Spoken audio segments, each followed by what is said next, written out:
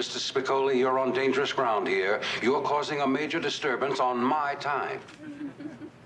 I've been thinking about this, Mr. Hand. If I'm here and you're here, doesn't that make it our time? It's Sunday morning on CBS, and here again is Jane Pauley. The young Sean Penn gave as good as he got with the late Ray Walston in the 1982 film Fast Times at Ridgemont High. These days, Penn is looking beyond the world of movies, as he tells Tracy Smith, who has our Sunday profile. Why did you choose, of all the places in the world that you could live, this spot? Well, I'm 2 blocks from my 90-year-old mother here. For Sean Penn, Malibu, California is more than just his current address. It's home. 40-something years ago, he was just another beach blonde local kid who surfed when he could and studied when he had to at Malibu Park Junior High.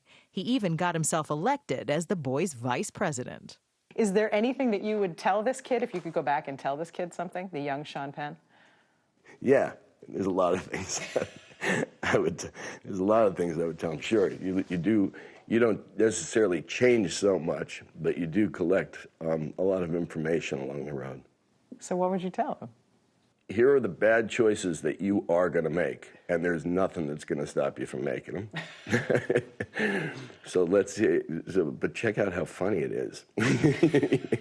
You know, you'll get through them, and everything will be all right.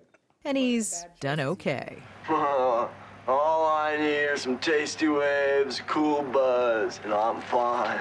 Young Sean Penn, of course, went on to create some of the most celebrated roles in cinematic history, with 5 Oscar nominations and 2 wins. First, as the anguished father of a murdered girl in Mystic River. And later, as California's first openly gay elected official in 2008's Milk. My name is Harvey Milk, and I'm here to recruit you. But now, after nearly 40 years in the business, Sean Penn says the thrill is gone. Do you still enjoy acting? No.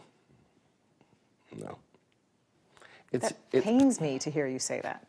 It shouldn't. You know, I think that this has been true for some time. It can be great when you're working with good actors or good directors or good writing as an exercise. But do I have a belief that it has a lasting value?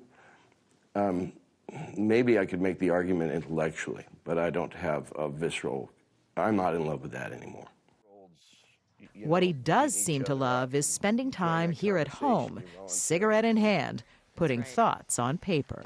And no more typewriter. I don't do that anymore. I used to when it was a typewriter, but I don't know how to use a computer, so I do a lot of pacing, smoking, and dictating. Come on, you don't know how to use a computer? No. Just lazy. Well, maybe not too lazy.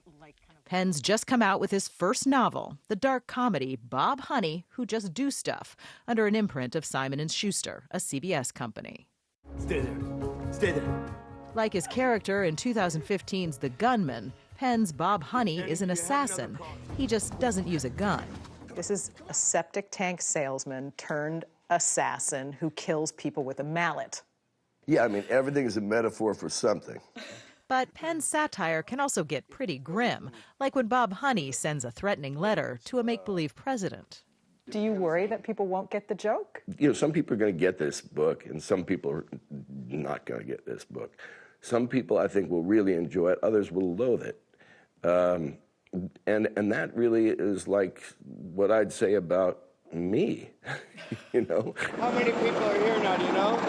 Loathe him or love him, Sean Penn is nearly as well known for his activism as his acting. There's the ongoing aid mission he founded in Haiti after the place was leveled in the 2010 earthquake. And before that, there was New Orleans in 2005, when Hurricane Katrina turned the city into a sodden mess, and anyone with a boat suddenly became a first responder, this reporter included. Penn also used a borrowed boat to rescue people trapped by the rising waters, not far from the New Orleans neighborhood where we met him last month. It's got to be cool to feel like you were a part of that.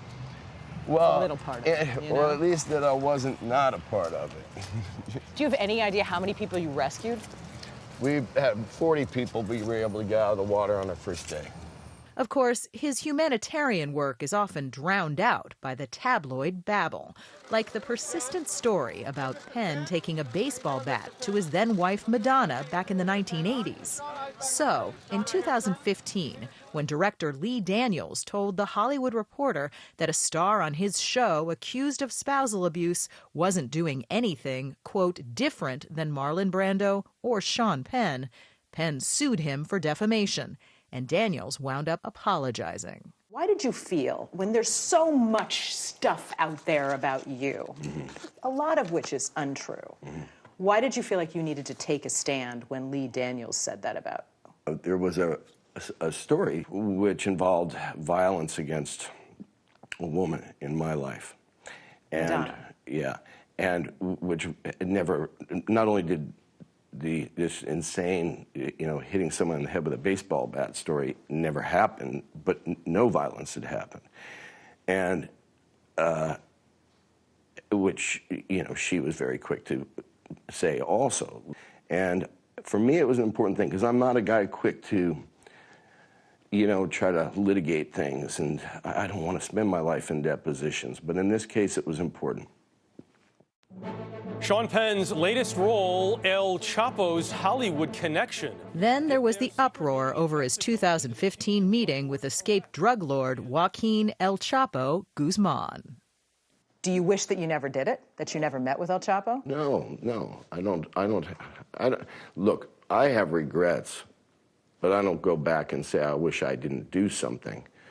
I would have liked a greater conversation about the demand side of this so-called war on drugs. And I thought, that there's another kind of conversation. That it got turned into a kind of sensationalized sideshow, was discouraging. But if Sean Penn is disillusioned with Hollywood, it hasn't seemed to rub off. Hopper Jack and Dylan, the son and daughter he had with his ex-wife Robin Wright, are both actors themselves. And Dad still has projects in the works. He just says it might be time for him to exit the stage. I mean, I'm sorry to harp on this, but people love your acting work. Is there a part of you that mourns the idea that that's gone? That you're just going to give that up? No, things can kind of morph. Since I was probably 30, I've had intermittent offers to write a memoir. My magic number would be something like 77. Maybe then if somebody's got a story to tell it then. By the way, you said memoir at 77. We just talked to Herman Wouk not too long ago. He did his at 100. So you could even wait that long, really. I'm not sure. Do you feel the effects of those things? Sure, they're terrible. Yeah. So come on, you have incredible will, I'm sure. Yeah, I'm going to stop them. When? Don't know. How many times have you said that? It's a conversation I have with myself throughout most of every day. Do you really think you will quit eventually? I hope to.